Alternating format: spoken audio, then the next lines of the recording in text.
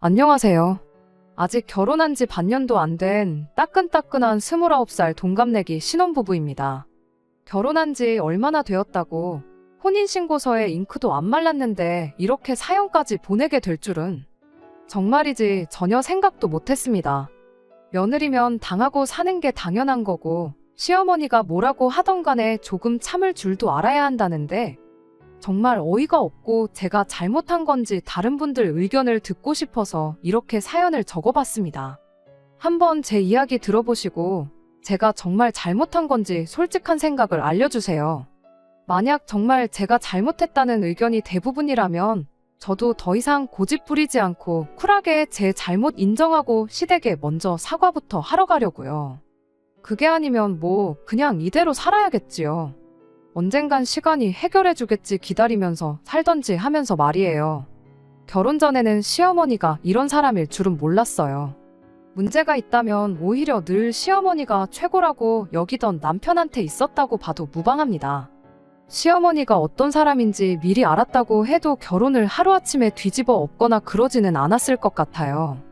하지만 그래도 말로만 들었던 시월드가 다른 곳도 아니고 저희 시댁이라는 걸 알고 나니 그거 하나만큼은 정말 충격적이었네요.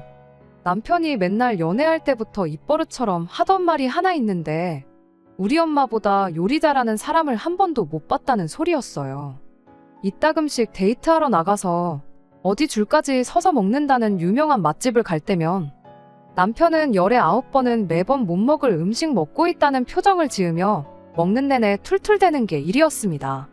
물론 제가 먹기에도 유명하다는 맛집치고 음식이 기대했던 것보다 별로인 경험을 할 때가 아예 없던 건 아닙니다. 짧게는 30분에서 길게는 2시간까지 줄을 서서 기다렸는데 기다린 시간치고 음식이나 서비스가 형편없어서 실망스러웠던 적이 한두 번이 아니었지요. 아무리 그래도 그렇지 그래도 기분이라는 게 있는데 그냥 그러려니 하고 먹던가 차라리 가만히라도 있었으면 좋겠다 싶은 적이 더 많았어요. 그래도 모처럼 기분 내러 나온 건데 음식이 맛이 있고 없고를 떠나서 가는 맛집마다 우리 엄마가 해주는 집밥이 더 맛있다고 똥 씹은 표정으로 꾸역꾸역 음식 집어삼키는 표정을 보고 있노라면 꼭 이렇게까지 초를 쳐야 하나 싶고 밥 먹고 나서도 기분이 영 아니었던 적이 한두 번이 아니었지요. 정작 그 대단하다는 시어머니 손맛은 결혼식 올리기 며칠 전이 되어서야 맛볼 수 있었습니다. 결혼 준비하면서 시댁에 2번 정도 다녀왔었지만 그때마다 식사는 외식을 했다 보니 기회가 전혀 없었거든요. 시댁에 직접 초대를 받아서 음식을 먹었던 것도 아니에요. 저희가 결혼식을 열흘 정도 앞두고부터는 신혼집에서 같이 살기 시작했거든요.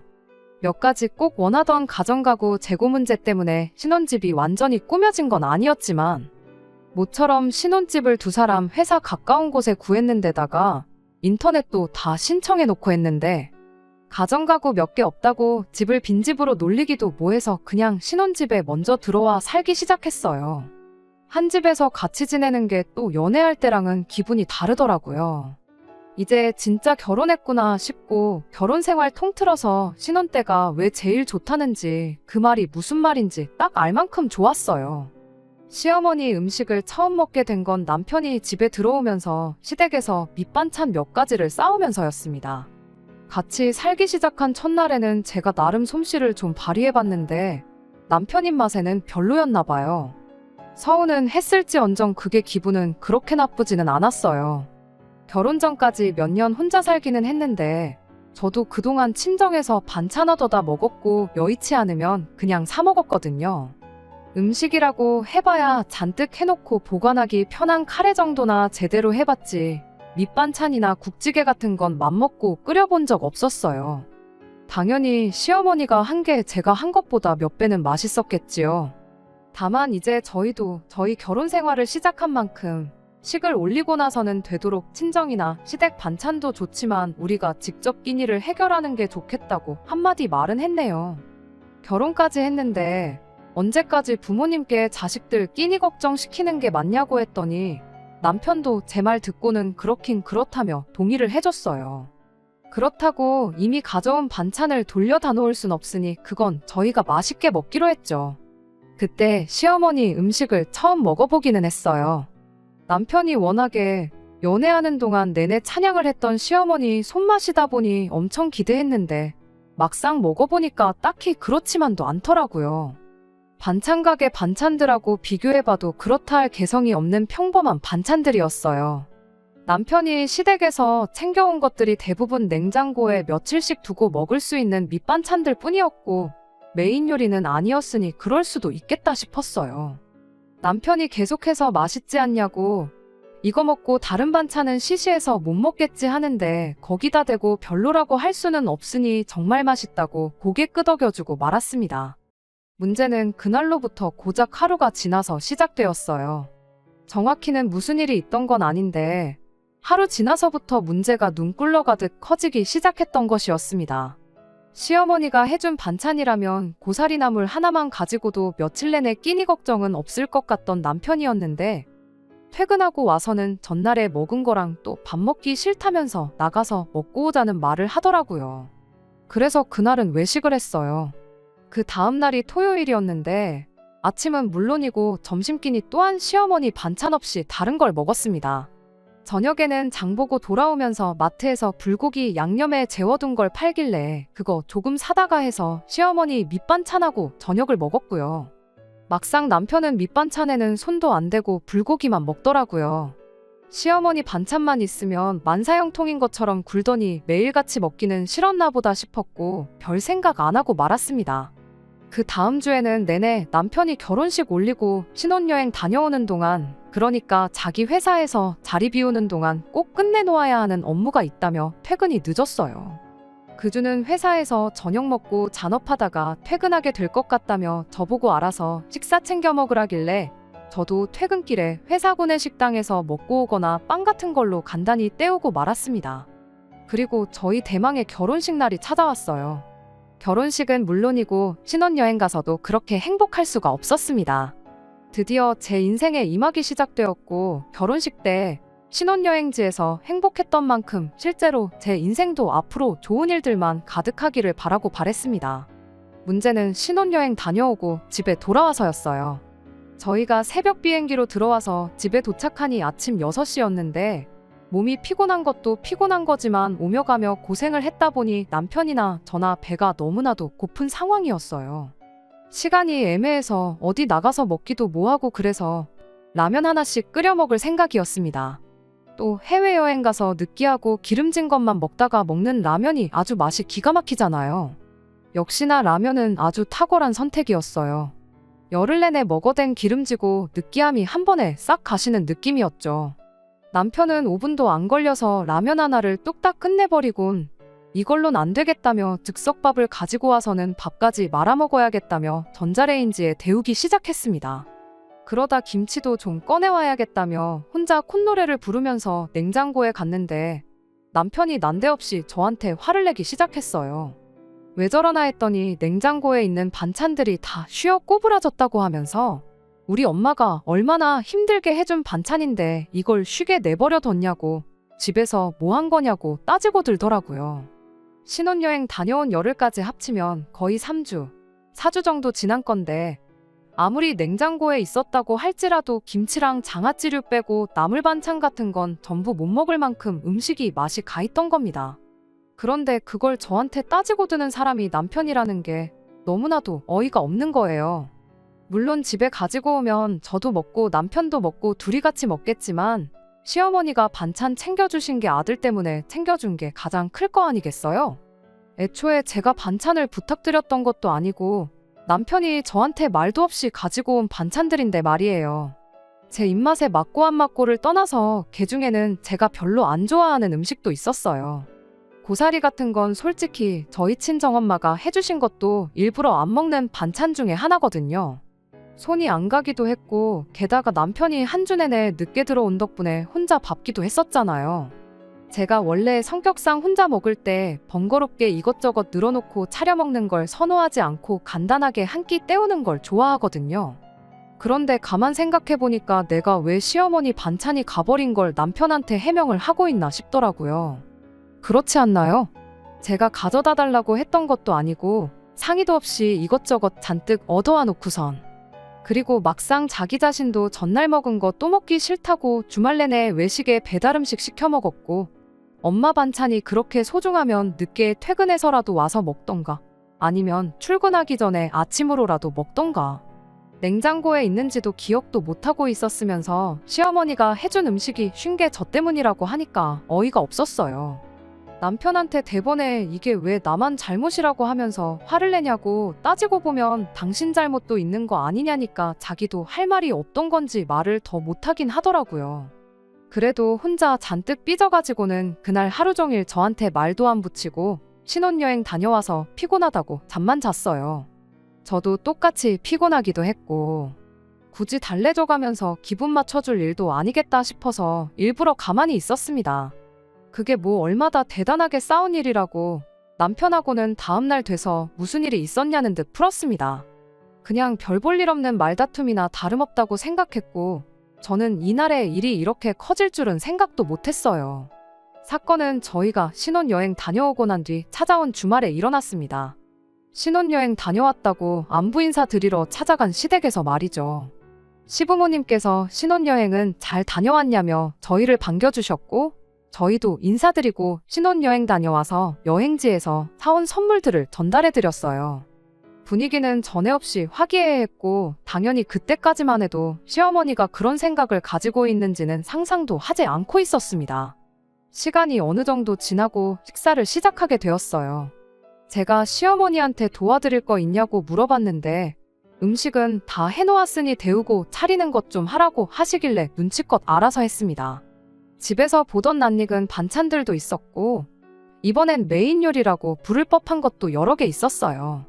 어머님은 갈비찜을 데우고 있었는데 때깔도 좋고 냄새도 좋은 게 입맛이 막 올라오더라고요.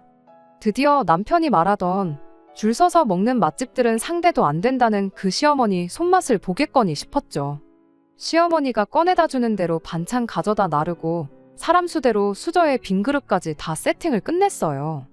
그런데 시어머니가 빈 그릇은 왜 벌써부터 깔아놓았냐고 도로 걷어오라고 하시더라고요. 앞접시처럼 덜어먹을 때 쓰라고 꺼내두신 줄 알았다고 했더니, 너는 그 나이 먹도록 밥상머리에 빈 그릇 올리면 부자가 못 된다는 말도 못 들어봤냐며, 우리 집은 미리미리 먹을 만큼 떠놓고 밥그릇 꽉 채워서 식사 시작한다고 앞으로 같은 실수 안 하게 잘 기억해 놓으라시대요. 밥상머리에 빈 그릇이 올라와 있으면 부자가 못 된다는 말은 제가 29 평생 한 번도 못 들어본 말이라 진짜 있는 말인가 의아했는데, 그런 거 굳이 하나하나씩 따지고 들 건 또 없겠다 싶어서 따로 말은 안 하고 빈 그릇들은 다시 걷어왔어요. 시어머니한테 가져다 드리니 다 데운 갈비찜을 한 사람당 하나씩 떠서 주시더라고요. 이건 네 시아버지 거, 이건 당신 거, 이건 네 남편 거, 사람 앞에 하나씩요.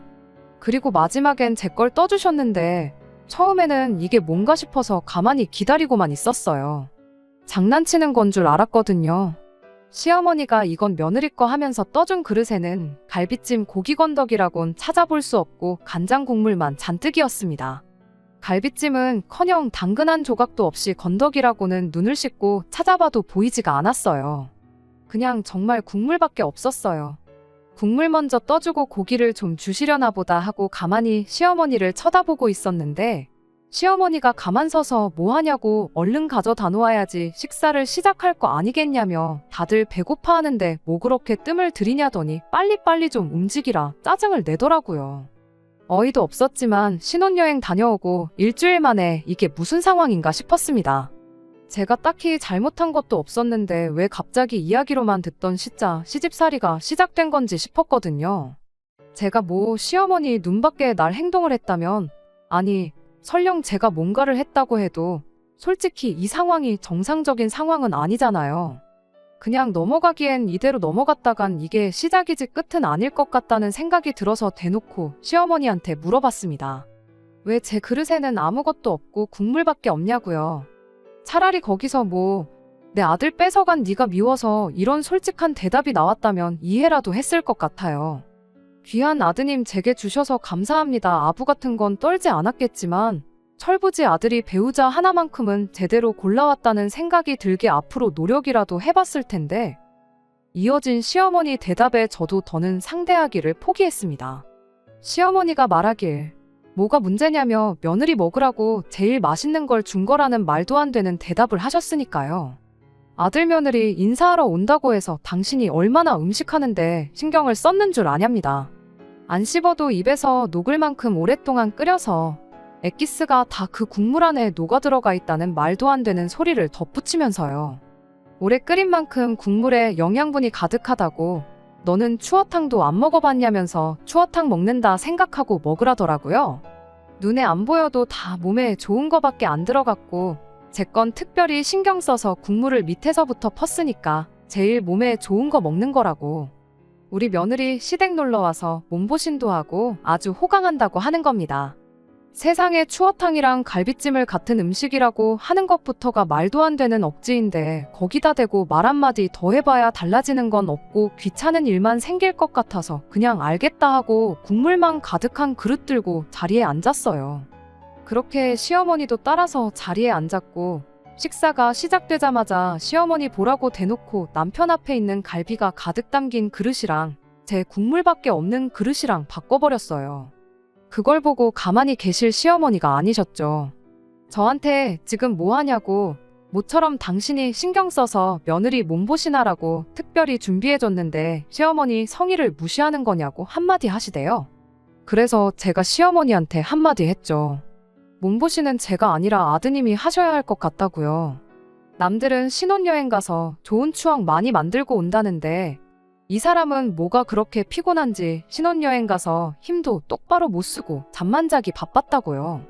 이러다 평생 가도 어머님한테 손주 구경은 못 시켜드릴 것 같다고 남편 힘 좀 쓰라고 제가 이 귀한 갈비찜 엑기스 남편한테 양보하는 거니 이해 좀 해달라고 했어요.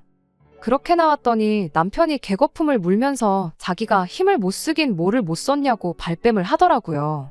어머님 아버님 앞에서 민망하게 그걸 내가 일일이 다 이야기해야겠냐고, 내가 느끼기엔 다 불어터진 어묵만도 못했으니 이거 먹고 힘 좀 냈으면 좋겠다고 하고 국물 그릇은 남편 앞에 놓아줬습니다.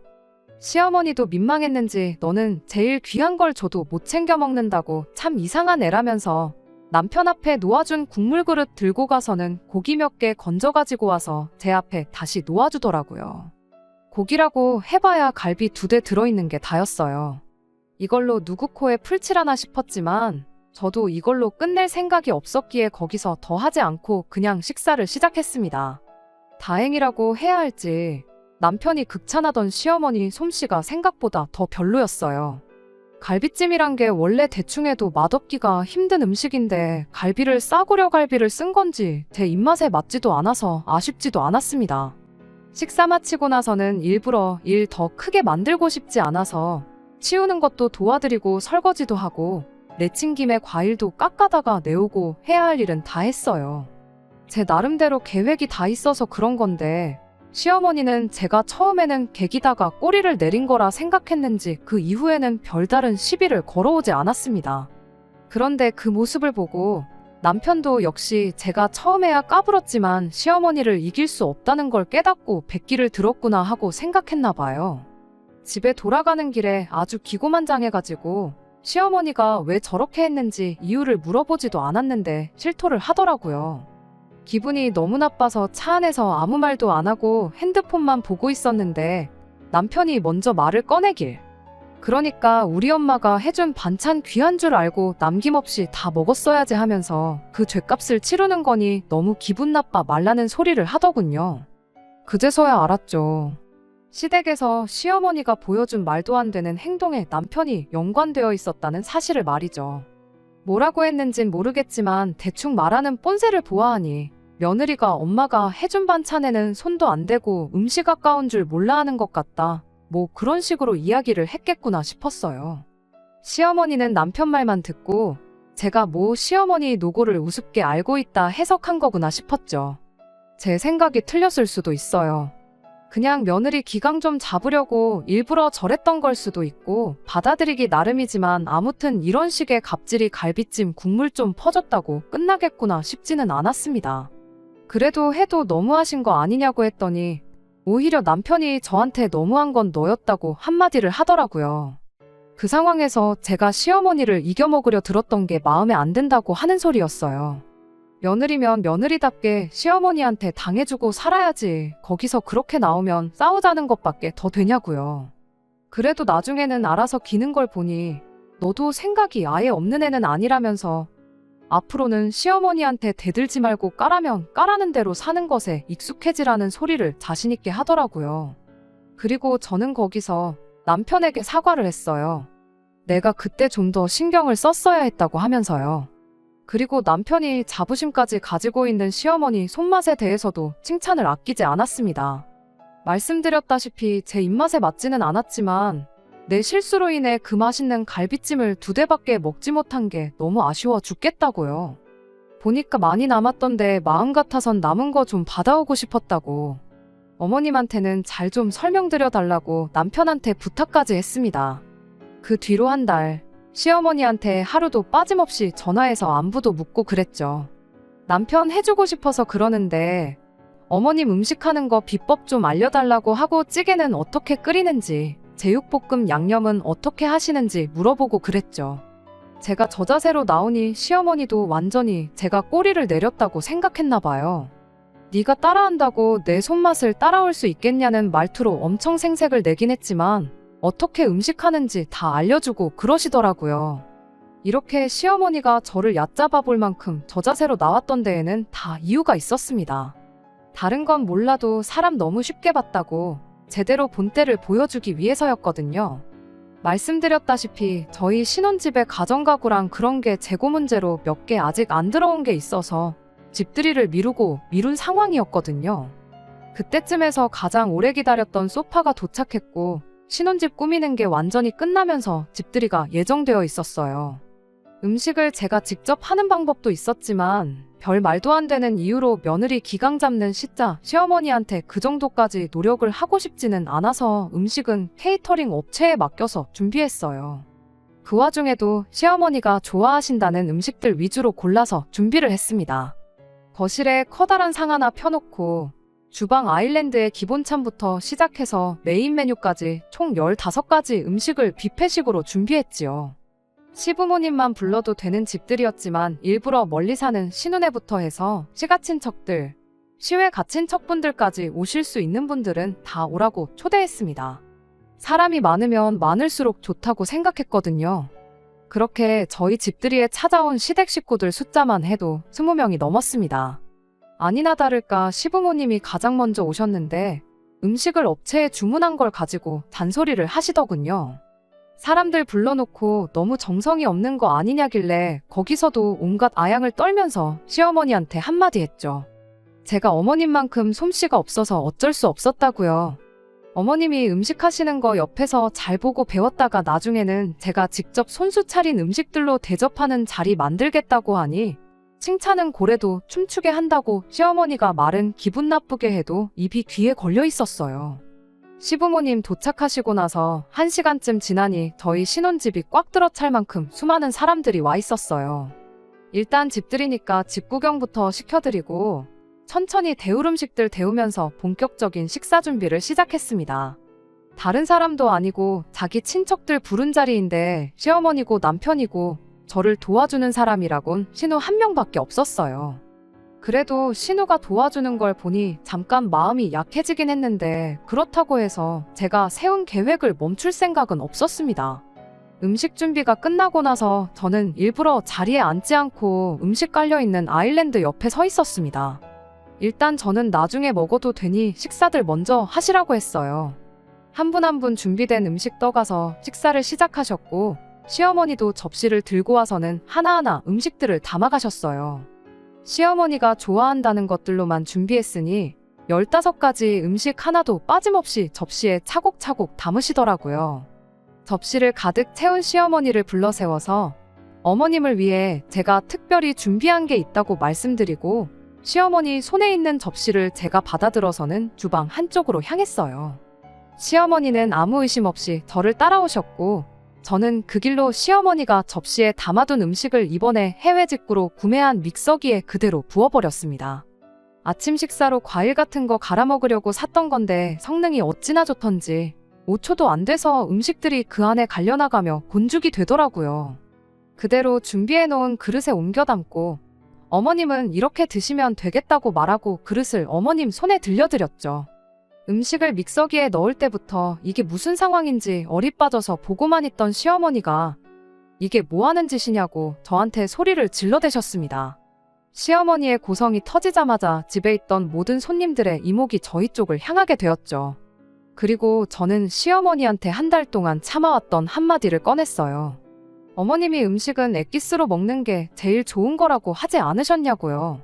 시어머니한테 좋은 것만 해드리고 싶은 며느리 마음을 몰라주시고 이렇게 소리를 지르시면 어떡하냐고, 혹시 이걸 한번 끓여서 드려야 되는 거였냐고 묻고 그대로 어머님 손에 들려드린 그릇을 도로 가져가서 냄비에 옮겨 담고 불을 올렸습니다. 그걸 보자마자 남편이 쫓아와서는 지금 어른들 계시는 데서 이게 뭐 하는 짓이냐고 또 따져 묻더라고요. 남편한테 배운 대로 하는 건데 뭐가 문제냐고. 어머님이 저번에 먼저 나한테 추어탕 이야기 꺼내면서 음식은 엑기스가 몸에 제일 좋은 거라고 하지 않으셨냐고 거기에 있는 사람들 다 들으라고 또박또박 토시 하나 빼먹지 않고 그때 있던 일을 설명했습니다. 갑자기 자리가 고부간의 기싸움을 하는 자리로 돌변하고 나니 한참 좋았던 집들이 분위기가 싸늘하게 식어버렸습니다. 친척분들 몇 분은 갑자기 급한 볼일이 생겼다며 자리를 떠나기까지 했어요.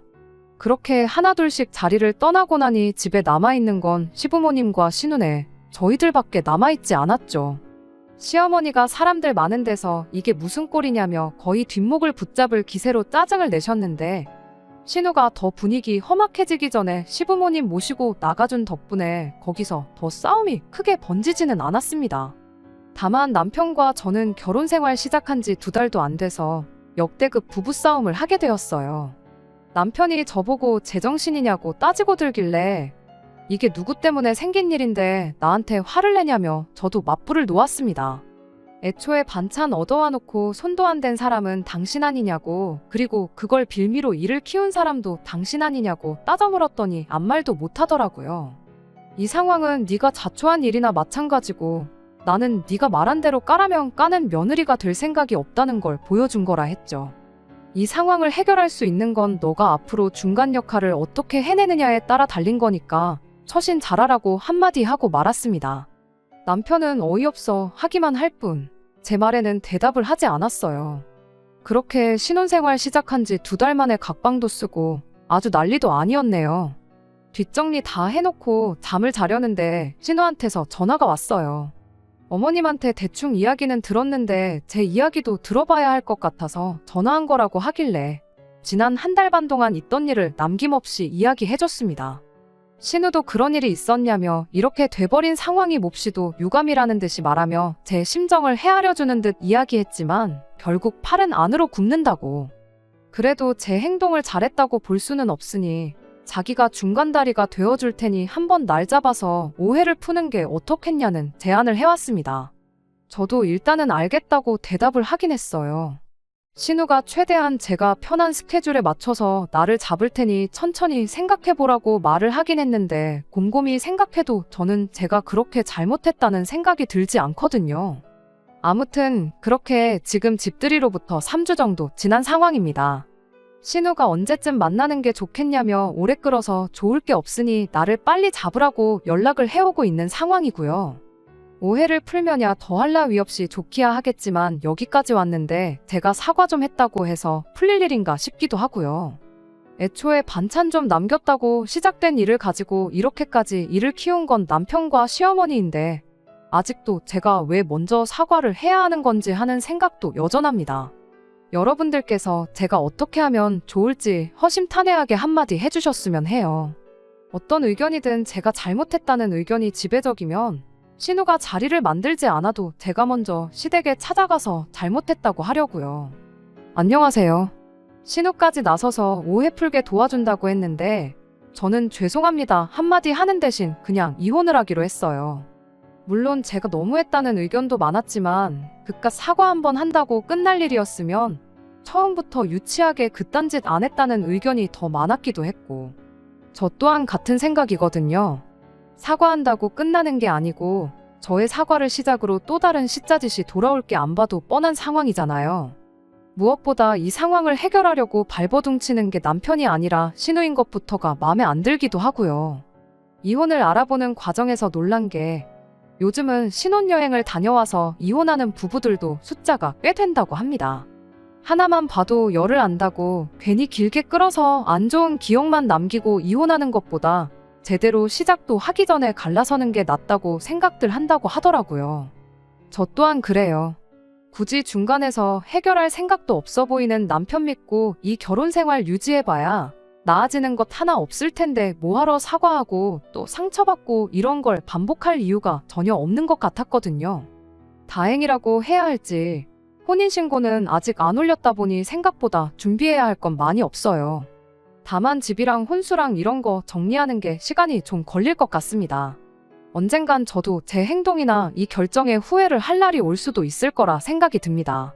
하지만 시어머니도 남편도 그때 왜 그렇게 유치하게 굴었을까 똑같이 후회할 순간이 있겠다 생각하면 이 결정이 아쉽지만은 않네요. 지금은 속이 다 후련합니다. 끝까지 들어주셔서 감사합니다. 오늘의 사연은 여기까지입니다. 구독과 좋아요, 알람 설정 부탁드리고 더 좋은 사연으로 다시 찾아뵙겠습니다. 감사합니다.